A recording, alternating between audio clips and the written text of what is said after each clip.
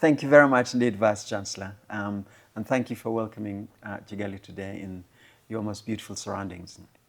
So this is the Rwanda Institute of Conservation Agriculture, and saying that two words jump out there as the most important: the conservation agriculture, an issue that is very much alive, not only in Rwanda, but continentally and globally, of course, with all of the challenges involved, climate change and the rest of it, and we're going to go through all of that. But tell us what you do here and how you do it, you know, the surroundings, what effect you have on the communities around here. Give us an idea of what the Institute is and how it started and where it's going. Very well. Thank you very much for coming to the Rwanda Institute for Conservation Agriculture, where we are located here in Gashora, Bugesera, between Lake Kilimbi and Lake Gaharwa here. We are established here on about 1,300 hectares of land. This used to be Karama Research Station, to my understanding. So we started in 2019, but the building process started before that.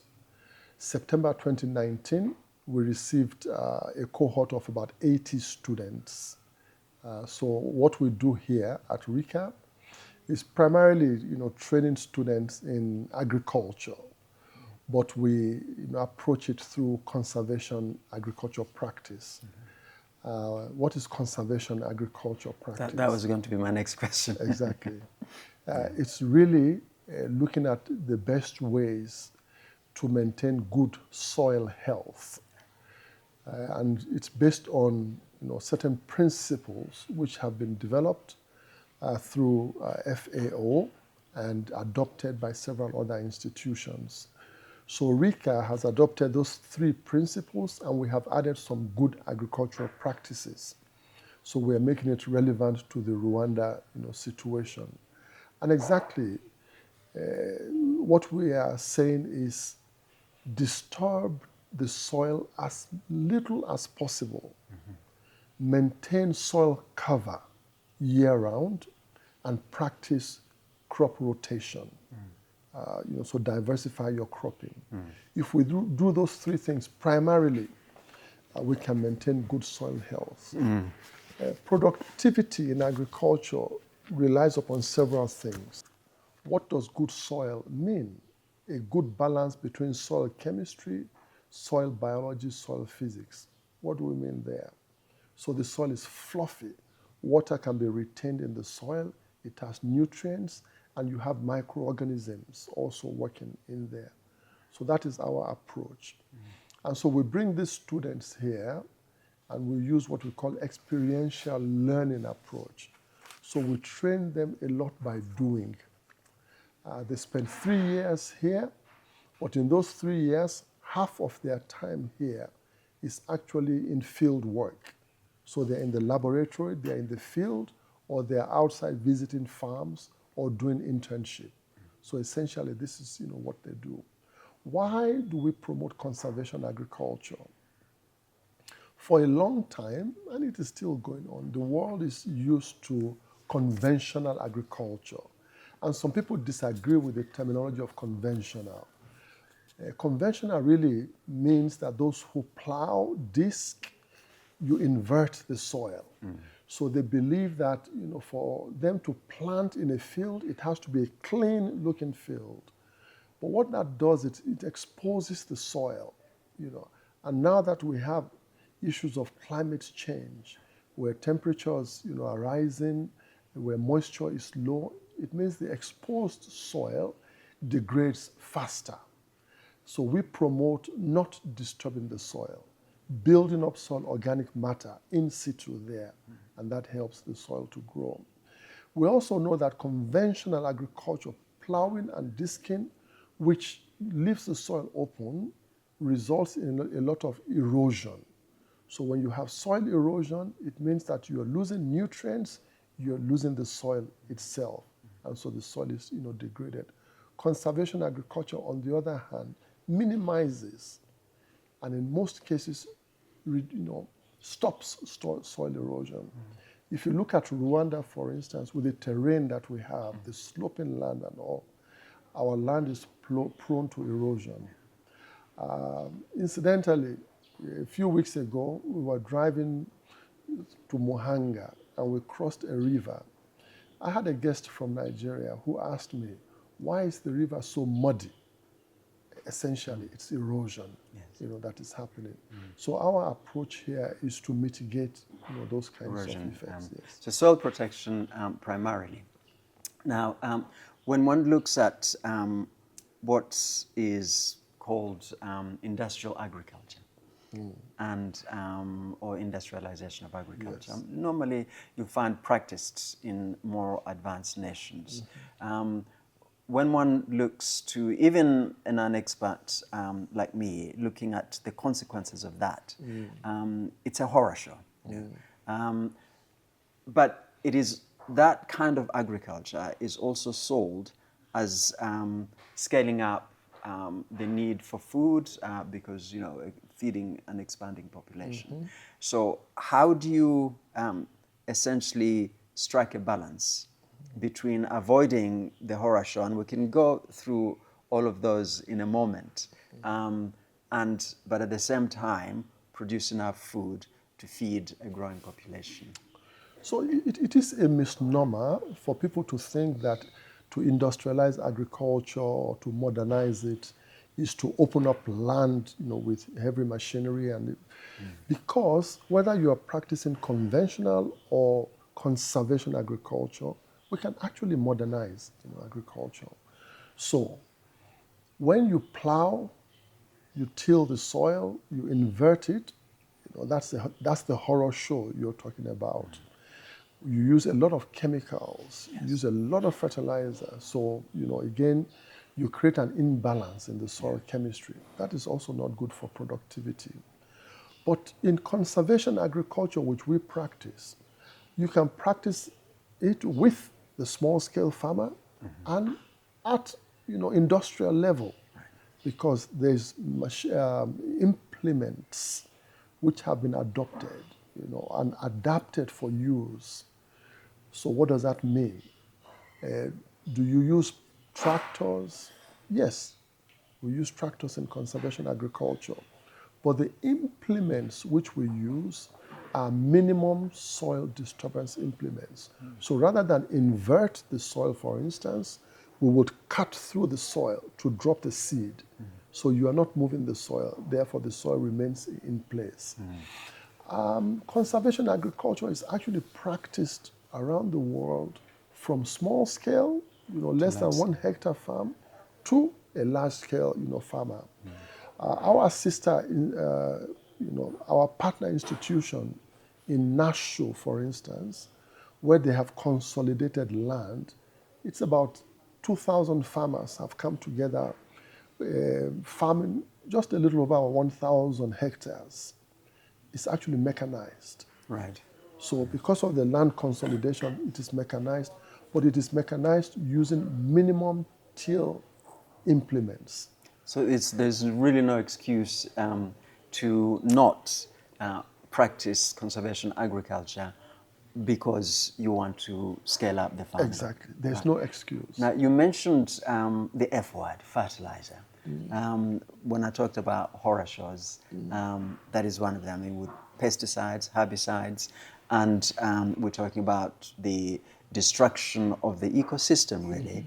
And, we're in the 21st century now. People are beginning to understand that you touch one insect and you can actually destroy an agricultural system. Right. Again, how is that looked at in what you do here, and how is it maintained? Thank you.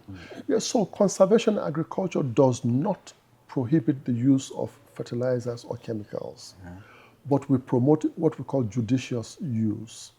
So first of all is to work with nature to be at balance. So let me take example of pesticide. In conservation agriculture, because of the mix of crops, your rotation, that in itself reduces the pressure. So it's a pressure reducing system. However, when we do have an attack, the first thing to do is to scout in your field. So you don't apply chemicals immediately unless and until the infestation builds to a certain threshold, where it is more than the crop can bear. Because in nature, crop, insects coexist, different kinds of insects. And it is not that as soon as you see one, you must destroy it, because it could be a good insect actually. Yeah. So when you have that balance, which we practice in conservation agriculture, the use of pesticides, chemicals is at a minimum. Right. Now, let's say an organic farmer listening to this, yeah. The mere fact of mentioning chemicals, their antenna would be up, they're raising red flags. Right. I mean, we're looking at, when I talked about horror shows, basically, water system poisoned, and really dangerous to health, natural to any living thing, including human beings, of course. Yes. So drinking water systems completely poisoned. We've got issues in more advanced nations at the moment. If you look at the United States, for instance, again, you know a lot more about this than I do. Yes. There are places where the water system has been completely destroyed, and there are all kinds of diseases, some that are claimed to be carcinogenic in all of these chemicals. So have we got to a stage where we understand what chemicals we use enough to say these ones will be safe? Now, one is always suspicious when people say it's within acceptable limits. What are the acceptable limits? The thing is either safe or it isn't. Yeah. Well, it's like, suggesting that if we take medication as human beings, that's chemicals and it's within a certain threshold. Yeah. So what it is that when you build up, under conservation agriculture, your soil health, your soil is more resistant. So I also mentioned that when we practice conservation agriculture, the first step is to scout. And you scout by, looking around, and we do physical removing of pests initially. Right. But when the pest population builds up to a certain stage, then we move into using chemicals. But we don't use huge doses of chemical. We use small doses, which is again to try and control. So in conservation agriculture, the idea is really not to cure. So in conventional agriculture, the normal system that you see practice, the so-called industrial system, it is actually scheduled. This spraying, the use of high amounts of fertilizer, and that's the overload on the soil. Now you are overloading a soil where if the soil health is poor, it means that even infiltration of the chemicals or the fertilizer or the solution into the soil is very low, and you are having erosion. And so that movement moves towards the rivers, into the ocean, and that's why we're poisoning. But with conservation agriculture, you create a nice porous profile. And so when we use even small amounts, we have infiltration. And so it is held within the soil. And in your biochemistry system, it can be broken down within there because those are in small doses. Okay, so I have a theory that may be a little bit fanciful, which is that less advanced nations have an enormous advantage over more advanced nations. Yes. The thinking being that everything that less advanced nations have to get to have to do, whether it's construction, whether it's conservation, agriculture, is already been done before by the more advanced nations. Right. Therefore, less advanced nations do not have to make the same mistakes, which are always costly.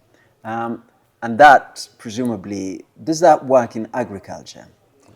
Certainly, it does. I mean, we all learn by examining what has been done. That is the essence of research. That is the essence of demonstration. So certainly, for what we do here, we learn from the past. We learn from the experiences of our brothers and sisters from far ashore. So why don't we, for instance, promote a heavy use of fertilizer? That, first of all, we want to test the soil to know what we need to add. It's simply because we know that over-fertilization is unnecessary economically and also in terms of soil health there. Why do we look at integrated pest management more, whereby we are creating the environment where pest plants can coexist and have some synergy rather than spraying, because we've seen what has happened elsewhere. So we must always learn, but we bring everything into context. We also know that in terms of financial resources for our farmers here, we have less of that. So we must look to create systems whereby More we creative. help nature to work for us and with us. There. Now, I mentioned the United States. I mean, we are now scientists who are looking at antibiotics, for instance, are desperately trying to find new forms of antibiotics because the existing, because of the resistance, and part of that resistance is as a result of what we put in the soils and what we consume and so on.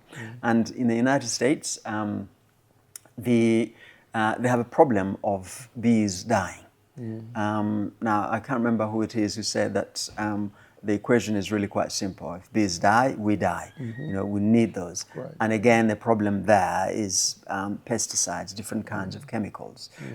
So I'm really trying to learn, when you look at that, how are the lessons transferred here and how are they avoided? I mean, what you do in Rwanda could actually be of huge importance globally, continentally, of course, regionally, but globally. I mean, if it works here, then you can send it back and help out the more advanced nations who, from whom you have learned the lessons. Yeah, I mean, I think the movement is also, learning from its own mistake, even in the U.S., that overuse, of chemicals does not lead to increased productivity and has negative consequences in the balance of the environment. So we are well aware of that here. And it's interesting that you talked about honey and all. I mean, bees. Bees, yes. Because even at RICA here, we do produce honey. Yes. So we are mindful of the bees. And we have ecologists here who are always watching what we are doing. They talk to us about when we spray, they are not happy about it. When we have to spray, we don't normally schedule spraying. As I said, it's based upon thresholds. So we minimize that which we do. So you are right in the sense that access to these inputs should not necessarily mean that you need to use them. Our friends who are more better endowed in resources over the years were schooled. Have overused those resources. Well, look here, the Green Revolution, created a spark. And we all thought with that, if you have the good seed, you are adding fertilizer and you're spraying, then your yield is going to increase. But, as with everything biological in life, it's a bell-shaped curve, whereby you hit a peak and then from there it goes down. So I think our colleagues pushed the system toward the peak too quickly, and therefore it's, tabled off and it's coming down. So for us, we still have the room, to move up, and we have the benefit of, experience, having observed what has been done, not to destroy, our soils in the manner that is happened elsewhere. What we struggle with here is, the terrain. So how do we control erosion to make sure that we hold the soil, in place and all? Do we need all these chemicals to produce at that level? No. Yeah, so your point is that the more you manage the soil, the less you need the chemicals. Exactly. And so on. The radical environmentalist would say there's no such thing as a safe amount of chemicals. Let's give them, let's give benefit of the doubt and ask, is it practical to think of organic agriculture in a way that they see it, no chemicals? Or is it more practical to be thinking, look, a bit of a balance, go towards them, the radical environmentalists, and say have a degree of organic agriculture, but it's important to use the things that they wouldn't use? Yeah, I mean, I understand where organic agriculture, 100% organic agriculture comes from. But we also live in a world with a lot of people and a growing population. And so when you balance these things out in terms of the productivity and also environmental conservation, I think conservation agriculture gives you a good balance in the sense that it doesn't destroy the soil, it rebuilds the soil, yet with some support, you can also push your productivity up. And so for me, safe use is what we promote. Safe use is relative to each soil type, to each environment, and to each practice there. Can organic agriculture provide all that we need? I will not enter into that debate, but I think that the observation we've seen out there suggests that yes, the soil can use some boosting, and therefore a judicious.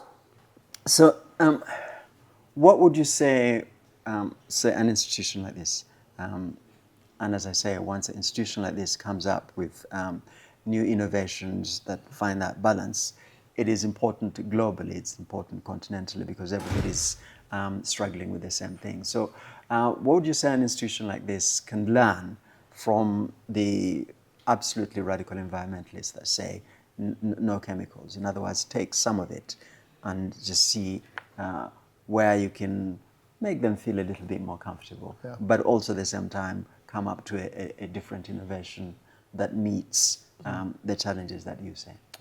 Right. So part of what we do here, some of our research work, some of our demonstration work, and we have, information, data coming out of, those activities.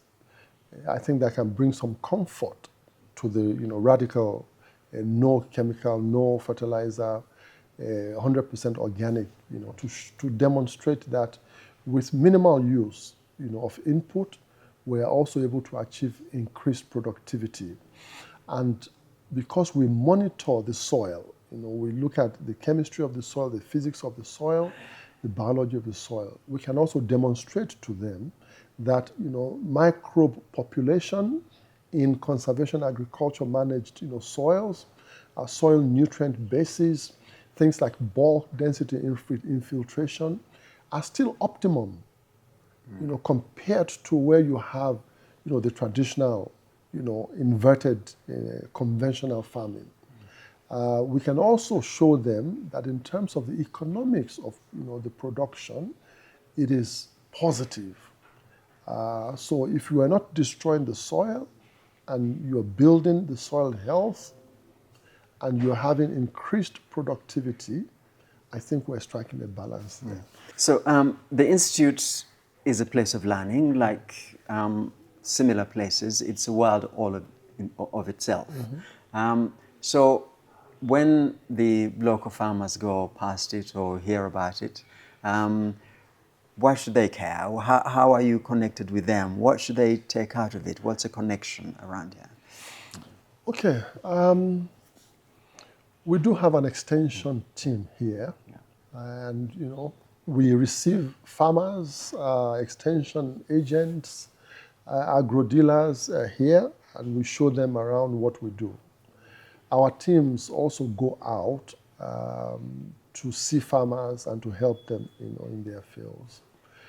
We have tried to create some demonstrations to, for vivid effect, optics to the farmer. For instance, erosion plots, where we demonstrate the use of their system, conventional system, and the conservation approach. And they can see clearly how much soil is being lost. We have information on how much water is being lost. And when we translate that into nutrients and we try to work it back to how much money is being lost, I think it makes a real impact on farmers when they come here to see. Of course, we are also able to show them the yield figures. And to a farmer, their interest is in the yield. What will I get out of it? To feed my family and to sell. So when they look at these two systems, it's clear where more crop is coming out of the land than not, and where more effort is going into and producing less. So we have been doing that, and I think the feedback we're getting from farmers is positive, that they can see now what they may have been aware of it, but for some reason this one hits them right from the demonstration. I mean, we know, of course, that what happens here, as I said, is hugely important, not only for Rwanda, but for the region, continentally and globally, because you're looking at the issues that are most important for, what I'm trying to get at, I suppose, is that, say, a grandmother who is doing her little plot may not connect these two. So I'm really trying to find out how it is that you make the effort to connect those two and make her understand that without giving her all the background, that this is the best way to go. One of the reasons I ask for that is that ask any Rwandan farmer, and the first thing they will say is fertilizers. Everybody wants fertilizers now, to the extent that there are those who feel they cannot begin to do anything without fertilizers. Right. And when the soil isn't as it should be, they automatically assume that it's about fertilizers. Exactly. So I'm trying to see how the knowledge can come from here and become part of theirs. Yeah. So part of what we are doing is working with what we're trying to make them model farmers in and around villages around us and beyond. So we work directly with these farmers to practice conservation agriculture. We believe that farmers learn and adopt faster from each other. So those that we've been able to bring here to explain to them, to demonstrate to them, and who are getting it, we then work with them in their own location. And they begin to do it. And I think the neighbors, see what is going on. They're asking them questions, and they have some explanation to offer. So this is kind of how we are working at getting at, that, old lady who has a small, garden, there, and who wonders how come my neighbor is not plowing the land, is not opening up the land. And yet they're getting a really good yield. Exactly. So we think through, that pipeline, the information will continue to filter out. So what does, for you, you've been here since 2019.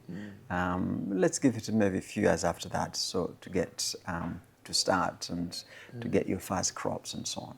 Yes. So what does success look for you? I mean, I presume that what you're trying to do is really, as I said, to change the nature of agriculture, not only in Rwanda, but once you change it in Rwanda, inevitably, these ideas are going to go beyond Rwanda. Right. So what does success look for you? Yeah, so for us, success ultimately is when a farmer, using the same land he has doubled, tripled his productivity and has financial independence.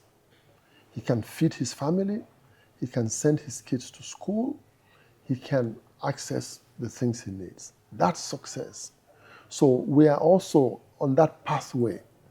To get to that, we have to work first on adoption, on people understanding, changing.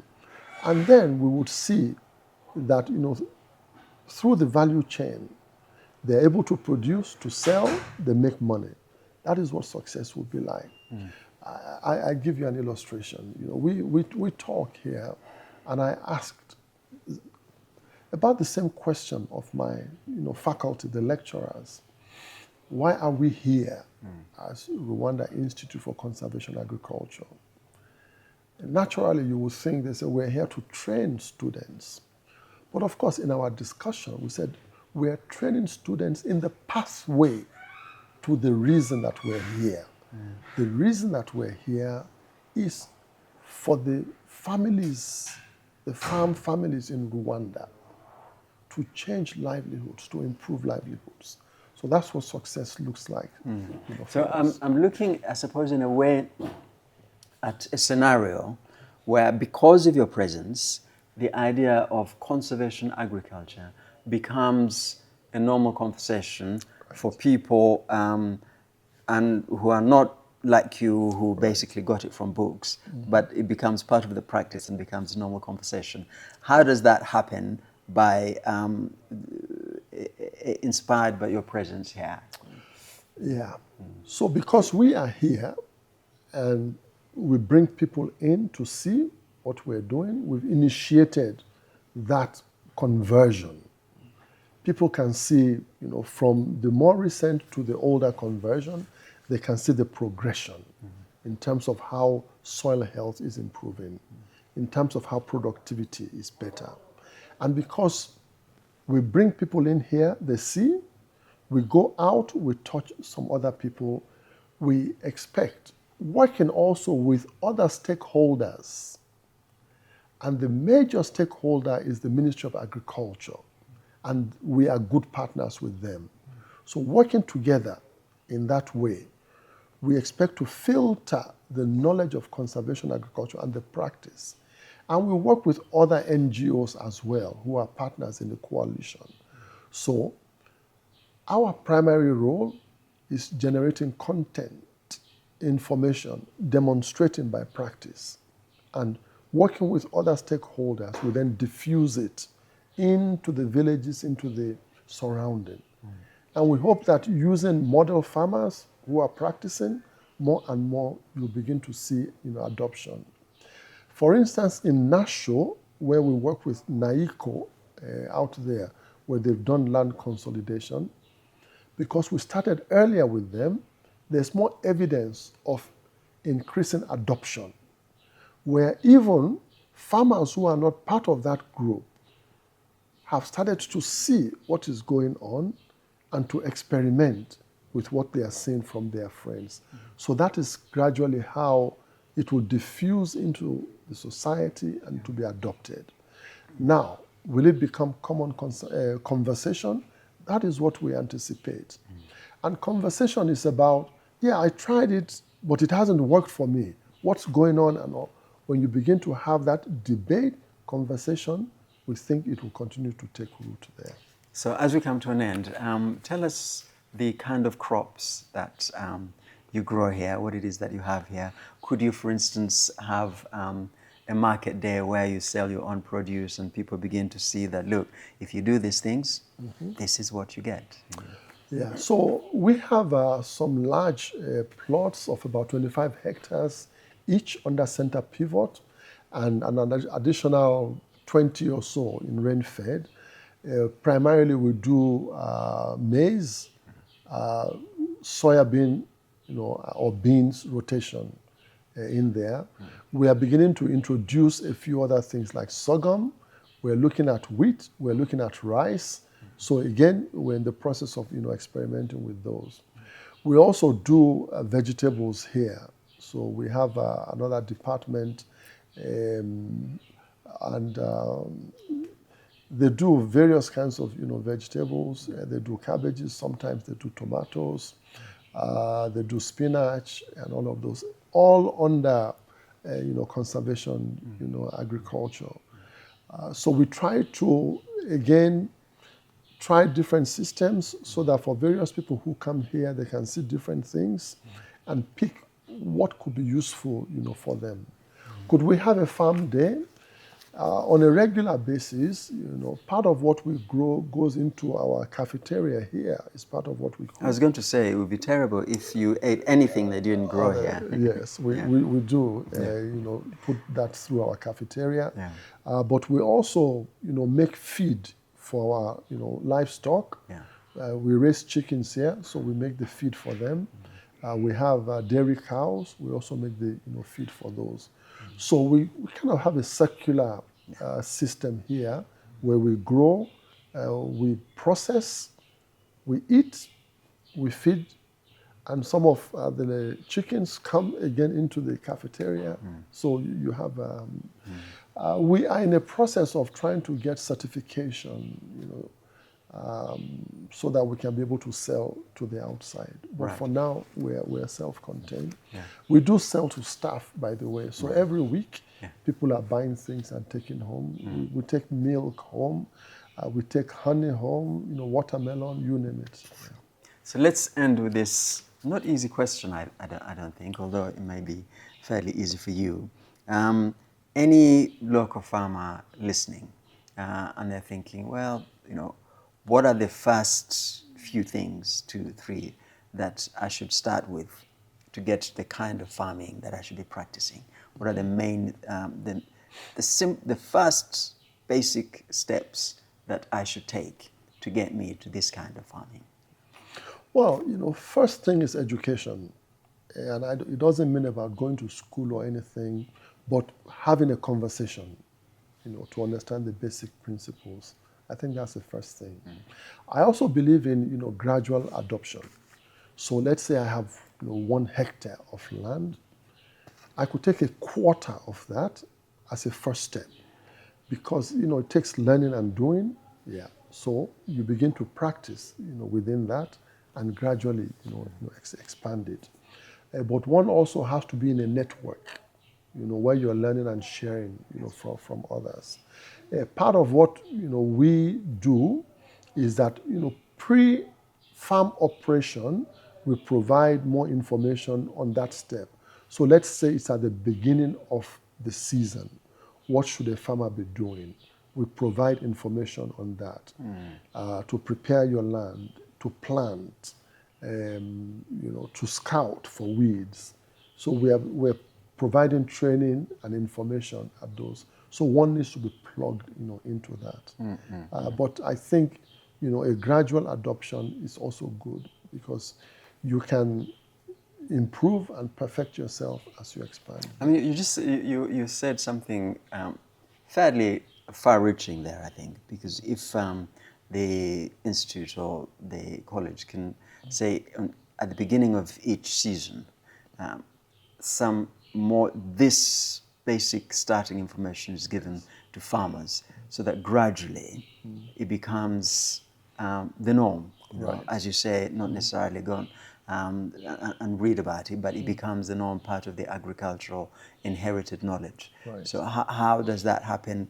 As well as, of course, what you mentioned earlier, bring people here to come, but a mechanism or some kind of initiative where you do that. Well, so as I said, we have an extension team, and we have some areas where we work with farmers. So they already do that, where per schedule, they are visiting and providing some knowledge, some training ahead of, the practice in the field. We also work with extension agents, the Ministry of Agriculture. So they send the extensionists here. So we provide, training ahead of, activities in the field. So there is some mechanism that is happening now. We are also entering into, we are in partnership with the Ministry of Agriculture, sure. And they are starting, a big extension project for conservation agriculture. We are part of that team.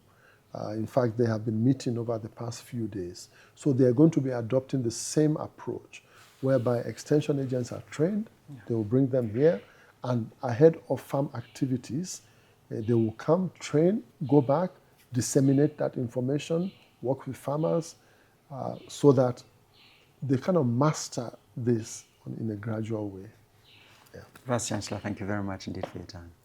Thank you. Thank you. for having me here Thank and you. for visiting us at RICA. Thank you. I appreciate it. We'd love to come back again. You can't come here only once.